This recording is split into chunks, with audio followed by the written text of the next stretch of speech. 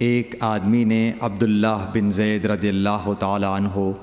جو عمرو بن یحییٰ کے دادا ہیں سے پوچھا کہ کیا آپ مجھے دکھا سکتے ہیں کہ رسول اللہ صلی اللہ علیہ وسلم نے کس طرح وضو کیا ہے؟ عبداللہ بن زید رضی اللہ تعالیٰ عنہ نے کہا کہ ہاں۔ پھر انہوں نے پانی کا برتن منگوایا، پہلے پانی اپنے ہاتھوں پر ڈالا اور 2 مرتبہ ہاتھ دھوئے،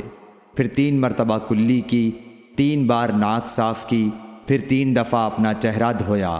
پھر کوہنیوں تک اپنے دونوں ہاتھ 2 مرتبہ دھوئے،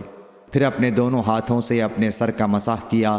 اس طور پر اپنے ہاتھ پہلے آگے لائے پھر پیچھے لے گئے،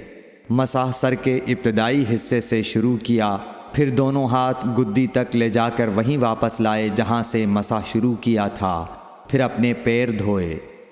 صحیح بخاری حدیث نمبر 185۔